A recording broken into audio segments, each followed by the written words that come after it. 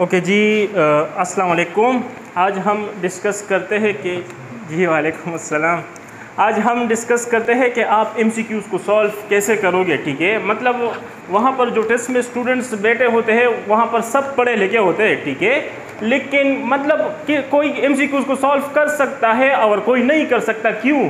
आपने एमसीक्यूज़ को सॉल्व नहीं करना है, आपने एमसीक्यूज़ को बेस्ट तरीके से सॉल्व करना है। ठीक है, मतलब आपके साथ टाइम क्या हो, अगर मतलब एक एमसीक्यूज़ है, मैं अभी आपको बता दूंगा कि लोग कैसे सॉल्व करते हैं। आपने नॉर्मल बच्चों की तरह सोचना नहीं होगा, आपने एबनॉर्मल होना पड़ेगा। आपने मतलब क्रिटिकल थिंकिंग, ये अब तक मतलब अभी जो ये सब्जेक्ट में लॉजिक्स और क्रिटिकल थिंकिंग का सब्जेक्ट ऐड हुआ है, असल में ये केमिस्ट्री में भी है। ठीक है, असल में आप एक एमसीक्यू होता है वो 2 मिनट में भी हो सकता है और वो 5 सेकंड में भी हो सकता है। मतलब आता दोनों को है, लेकिन एक बेस्ट तरीके से सॉल्व करता है और एक कौन से तरीके से, नॉर्मल तरीके से। और जो नॉर्मल तरीके से सॉल्व करता है वो सबको आता है। ठीक है, आपने उस तरीके से सॉल्व करना होगा जो हर किसी को नहीं आता। अच्छा, जो लास्ट एक क्वेश्चन आया था कि quantum number specify the dash of electron, तो शेप, एनर्जी, पोजीशन या ऑल ऑफ दीज।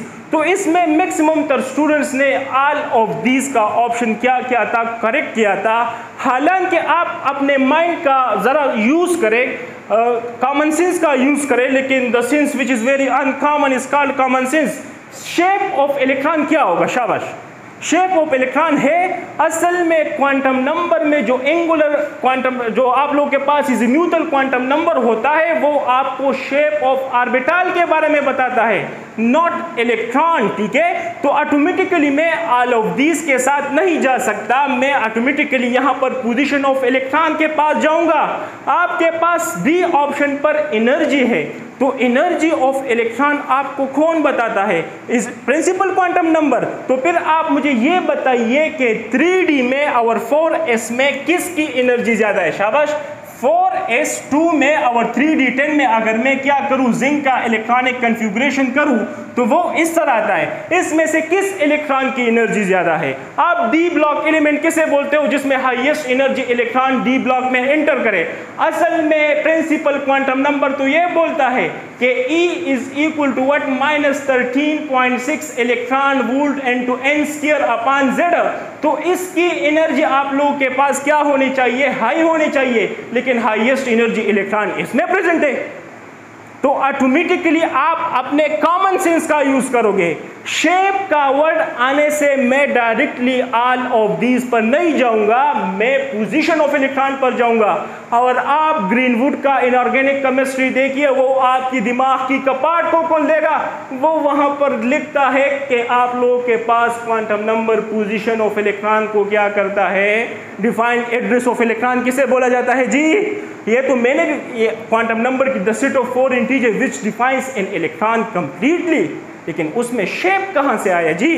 लोग बोलते हैं ना, अगर मैं मैटर का डिफिनीशन करूं, anything having mass occupy space and having shape, तो देखो अपने आप से मशरूटी करने से मैंने आप ऑटोमेटिकली गैसियस स्टेट और लिक्विड स्टेट को खत्म किया, क्योंकि उसका कोई शेप ही नहीं होता जी।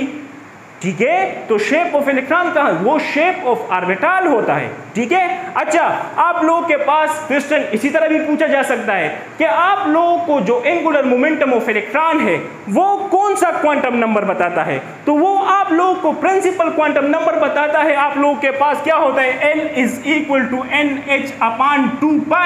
लेकिन आप लोगों के पास जो इज़िम्यूटल क्वांटम नंबर होता है वो आपके पास क्या बताता है? वो आप लोगों के पास बताता है, क्या बताता है? L into L+1। ये आपको बताता है एंगुलर मोमेंटम ऑफ ऑर्बिटल।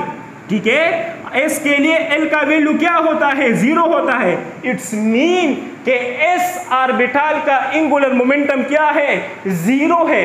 लेकिन S इलेक्ट्रॉन का तो एंगुलर, S ऑर्बिटल में जो इलेक्ट्रॉन होगा उसका एंगुलर मोमेंटम तो 0 नहीं होगा।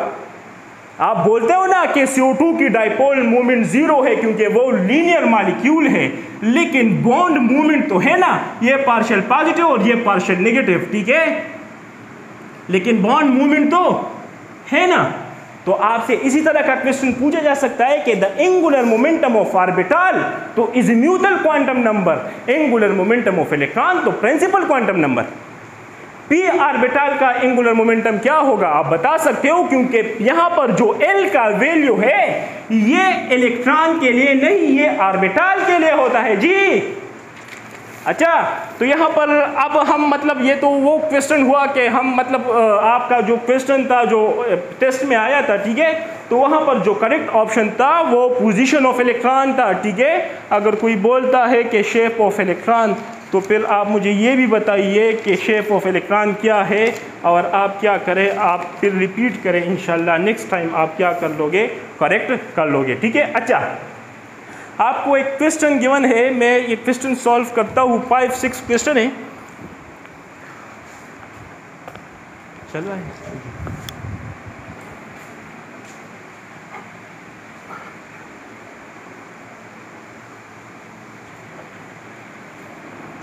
Okay, highest number of molecule, मतलब लोग बोलते हैं कि क्वेश्चन में मैथमेटिक्स होता है, ये होता है, वो होता है, हम इसे कैसे सॉल्व मतलब करेंगे। तो देखो ये तो हर किसी को पता होता है कि हाईएस्ट नंबर ऑफ मॉलिक्यूल में हम बोलते हैं कि number of molecules is directly proportional to what, is directly proportional to the number of moles.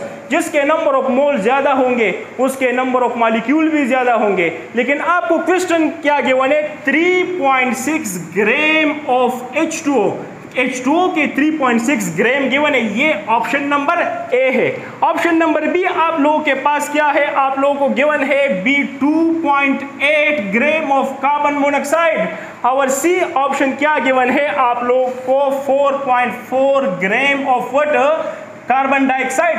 तो वो बोलता है कि इसमें किसके हाईएस्ट नंबर ऑफ मॉलिक्यूल होंगे, तो जिसके नंबर ऑफ मोल ज्यादा उसके नंबर ऑफ मॉलिक्यूल भी क्या ज्यादा। तो यहां पर जो नॉर्मल होता है वो क्या करता है, वो करता है number of mole is equal to mass in gram upon what, upon molar mass. अरे ये तो हर किसी को पता होता है, लेकिन इस पर आप अपने टाइम को क्या करते हो, वेस्ट करते हो। यहां पर देखिए, यहां पर पॉइंट के लिए 1 और 6 के लिए 0, तो ये हो जाएगा 36 ग्राम। यहां पर देखिए, यहां पर पॉइंट के लिए 1 और 8 के लिए, तो ये हो जाएगा 28 ग्राम, और ये क्या हो जाएगा, ये आपके पास हो जाएगा 44 ग्राम। 36 ग्राम 2 मोल ऑफ वाटर का मास होता है, 28 ग्राम 1 मोल ऑफ कार्बन मोनोऑक्साइड का मास होता है, और 44 ग्राम 1 मोल ऑफ कार्बन डाइऑक्साइड का मास होता है। तो जिसका नंबर ऑफ मोल ज्यादा उसके नंबर ऑफ मॉलिक्यूल भी ज्यादा। तो देखो आप उसी तरह हर एक को number of mass, number mole of mass से क्या करें, डिवाइड करें, फिर फ्रैक्शन में है आप सॉल्व। मैथमेटिक्स में तो वैसे भी मेडिकल का स्टूडेंट क्या होता है, वीक होता है। तो देखो आप डिफरेंट तरीकों से क्या कर सकते हो, अप्रोच कर सकते हो। वहां पर सब पढ़े लिखे होते हैं जी, लेकिन आपने क्रिटिकल थिंकिंग मतलब आपने अपने माइंड का यूज करना होगा, ठीक है। अच्छा, यहां पर क्वेश्चन क्या है कि the mass of the 1 molecule of water is approximately, आप लोगों को क्या गिवन है, ऑप्शन गिवन है, ठीक है। मतलब वो बोलता है कि एक मॉलिक्यूल ऑफ वाटर का मास क्या होगा अप्रोक्सीमेटली। आप लोगों को ऑप्शन नंबर ए क्या गिवन है, आपको गिवन है 3 मल्टीप्लाई बाई 10⁻⁻23 ग्राम। बी क्या गिवन है आप लोगों के पास, गिवन है 18 ग्राम। सी क्या गिवन है 1.5 मल्टीप्लाई बाई 10⁻⁻23 ग्राम।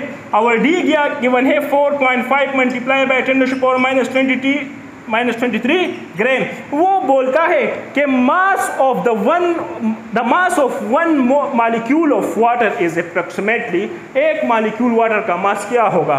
तो आप लोगों के पास एक मॉलिक्यूल वाटर का मास क्या होता है, 18 AMU, और 1 AMU किसका इक्वल होता है, ये इक्वल होता है 1.66 मल्टीप्लाई बाई 10⁻⁻24 ग्राम।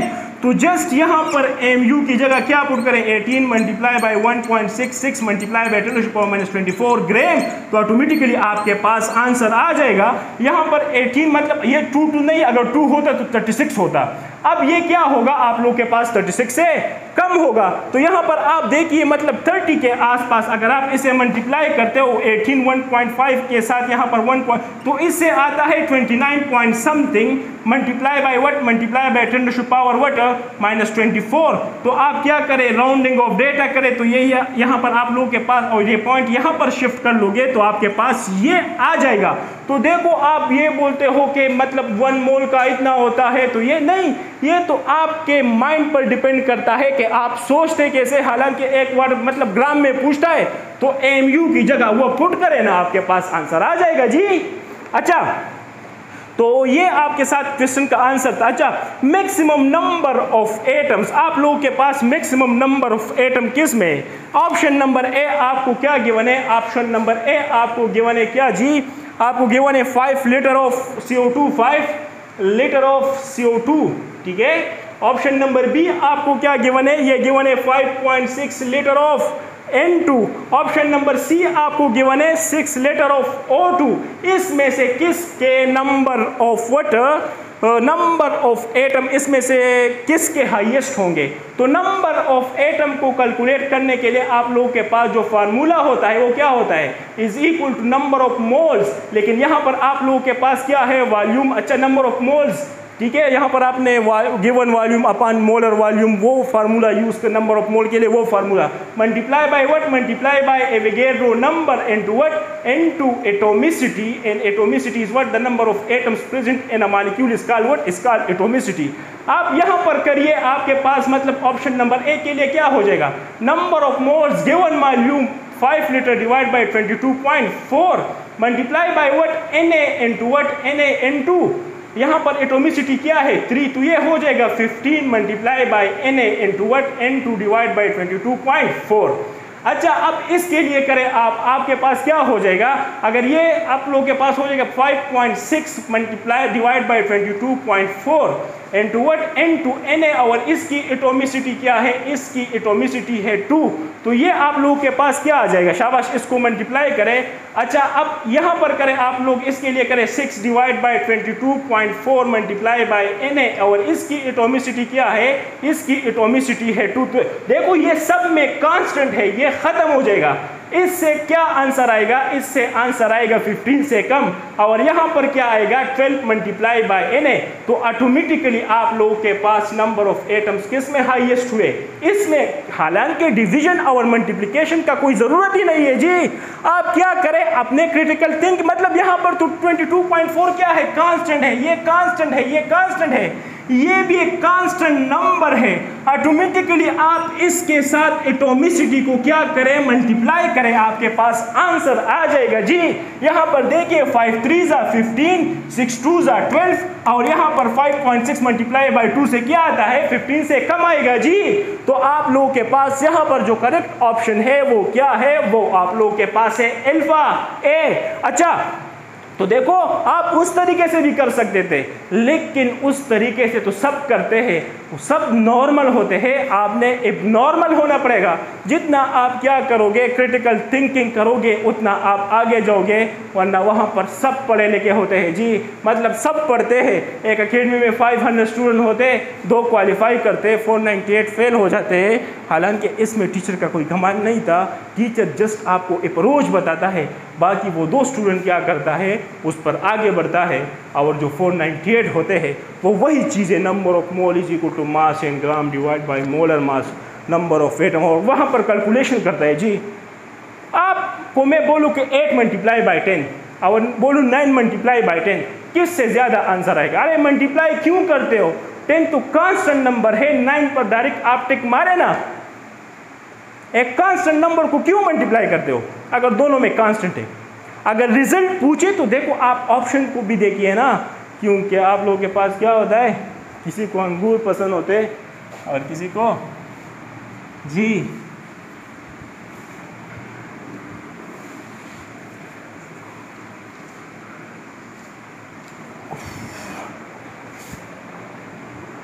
अच्छा, इसके बाद आप लोग के पास क्वेश्चन क्या है कि the unit of the rate, ये फास्ट पेपर का ही क्वेश्चन है। लास्ट ईयर में जो क्वेश्चन आया था MD CAT में, आप लोगों के पास क्या था कि the unit of the rate constant is the unit of the rate constant is the reaction, कहाँ पर है? अच्छा, आप लोगों के पास जो रेट कांस्टेंट का यूनिट है वो कौन से रिएक्शन के लिए, मतलब रेट ऑफ रिएक्शन के लिए इक्वल होगा। तो देखो आप लोगों के पास रेट लॉ क्या बोलता है, ठीक है। तो रेट लॉ आप लोगों के पास बोलता है कि जो रेट ऑफ रिएक्शन होता है वो डायरेक्टली प्रोपोर्शनल होता है to the concentration of what, to the concentration of reactant की पावर x। और यहाँ पर जो x है ये आप लोगों के पास एक्सपेरिमेंट से आता है, और ये आप लोगों के पास क्या होता है, ऑर्डर ऑफ रिएक्शन, मीन इसका वैल्यू 1 2 3 आता है, या जो भी आ जाए उसको हम क्या बोलते हैं, उसको हम बोलते हैं ऑर्डर। अच्छा, यहाँ पर प्रोपोर्शनलिटी कांस्टेंट को खत्म करने के लिए हम क्या करेंगे, प्रोपोर्शनलिटी को खत्म करने के लिए हम कांस्टेंट लगाएंगे k इंटू आर की पावर व्हाट x। अब वो बोलता है कि आप लोगों के पास रेट ऑफ रिएक्शन का यूनिट रेट कांस्टेंट का मतलब कब इक्वल होगा, या रेट कांस्टेंट का यूनिट कब रेट ऑफ रिएक्शन का इक्वल होगा, जब आप लोगों के पास x का वैल्यू क्या हो जाए, 0 हो जाए, क्योंकि anything power 0 is equal to what, is equal to 1। तो आप लोगों के पास रेट कांस्टेंट का जो यूनिट है वो रेट ऑफ रिएक्शन का क्या हो जाएगा, इक्वल हो जाएगा, जब कौन सा ऑर्डर हो, 0 ऑर्डर हो। तो देखो आप लोगों से इसी तरह का क्वेश्चन भी पूछा जा सकता है कि आप लोगों के पास रेट ऑफ रिएक्शन या rate constant is equal to the rate of reaction if the reaction is independent of the concentration of the reactant. अगर आप रिएक्टेंट की कंसंट्रेशन को चेंज करते हो और रेट पर कोई इफेक्ट ना पड़े तो वहां पर जो रेट कांस्टेंट है वो रेट ऑफ रिएक्शन का इक्वल होता है। और ये इस रेट कांस्टेंट का डिफिनीशन भी है। तो देखो एग्जामिनर आपको क्या करेगा, आपको घुमाएगा और आप भी क्या करते हो, घूमते हो, और घूमने से इंसान पर चक्कर आ जाते हैं और एग्जामिनर के सामने क्या हो जाता है, गिर जाता है। हालांकि आप एग्जामिनर को घूमने दें और ख़ुद खड़े हो जाइए, खुद ब खुद एग्जामिनर पर चक्कर आ जाएगा और आपके सामने गिर जाएगा और ऐसा इजी क्वेश्चन पूछेगा कि आपको जलेबी दिखेगी। लेकिन एक बात याद रखना, हर घुमाई हुई चीज़ जलेबी नहीं होती, ठीक है। अच्छा, ये बहुत ज़्यादा इंपॉर्टेंट क्वेश्चन है। When the pressure is applied to the equilibrium system, आप लोगों के पास आइस है और किसके साथ है, आप लोगों के पास ये इक्विलिब्रियम में है किसके साथ, वाटर के साथ, ठीक है। वो बोलता है अगर हम क्या करें, हम प्रेशर को क्या करें, अप्लाई करें, इंक्रीज करें, तो आप लोगों के पास क्या होगा, more ice will be form, more water will be form, equilibrium will maintain, water will evaporate, ठीक है। अच्छा, अगर क्या है, इक्विलिब्रियम में है तो सिस्टम तो क्लोज है। अगर आप प्रेशर को इंक्रीज करते हो तो देखिए आप लोगों के पास जो रिएक्शन है वो उस साइड पर जाएगा जहां पर वॉल्यूम क्या हो, जहां पर वॉल्यूम कम हो।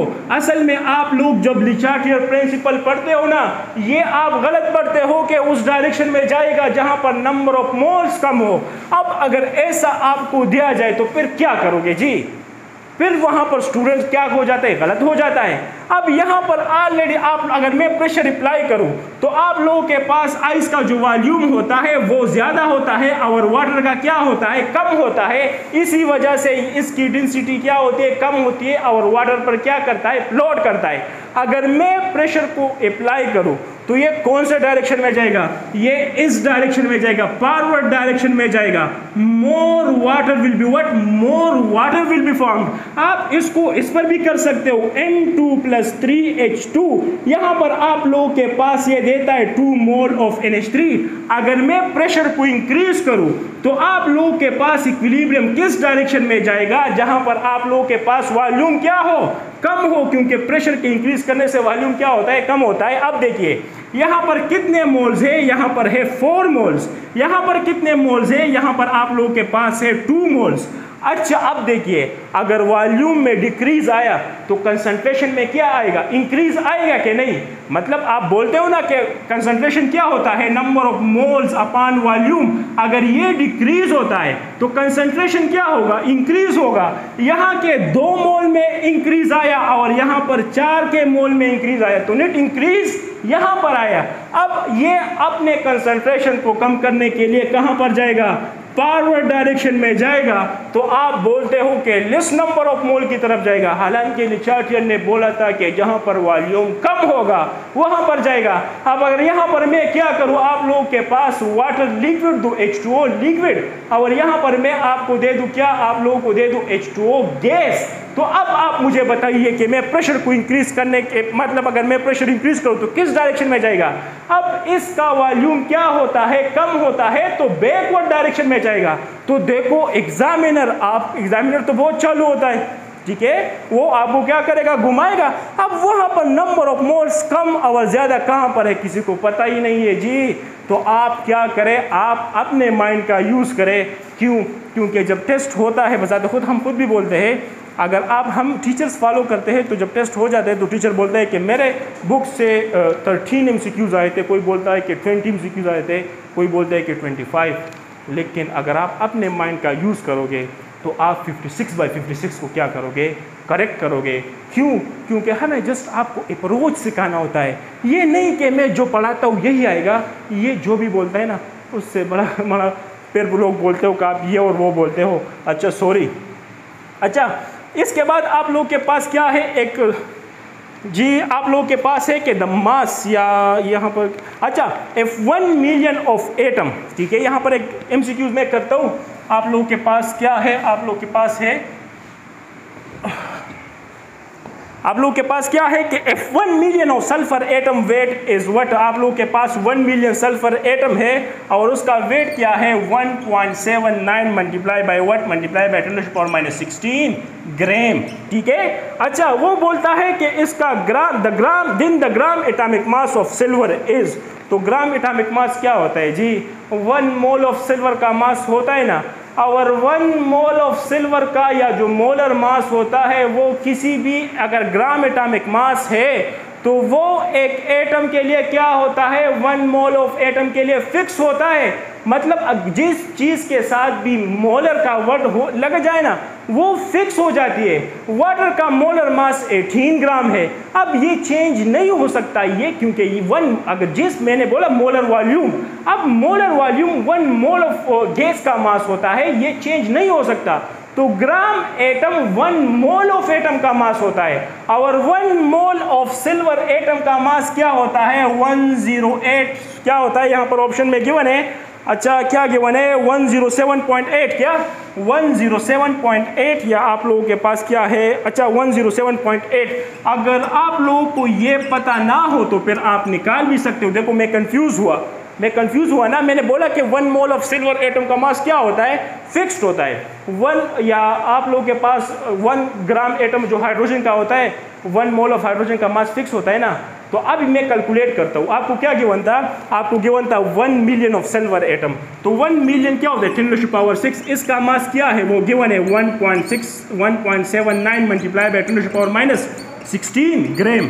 अच्छा अब एक एटम का क्या हो जाएगा, इसको इस साइड पर शिफ्ट करें 1.79 मल्टीप्लाई बाय 10⁻16 ग्राम अपान 10⁻6, ये जब ऊपर चला जाएगा तो माइनस हो जाएगा, तो ये हो जाएगा -22।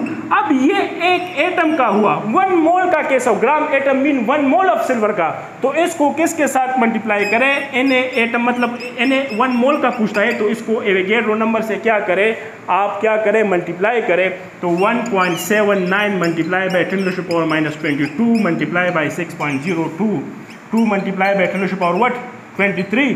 तो यहाँ पर इस केस इससे आपके पास ये आ जाएगा, वरना करके देख ले, ये 22 है, ये क्या है, ये आप लोग के पास -23 है। तो अगर ये मैं यहाँ पर शिफ्ट करूँ तो ये भी माइनस क्या हो जाएगा -23 हो जाएगा, तो ये और ये कैंसिल हो जाएगा, 17.9 इसके साथ मल्टीप्लाई करें आपके पास आंसर आ जाएगा। अब ये तो आप पर डिपेंड करता है कि आप इसे कैसे सॉल्व करते हो, लेकिन उसने क्वेश्चन में बोला ग्राम एटम, तो ग्राम एटम का मास क्या होता है जी।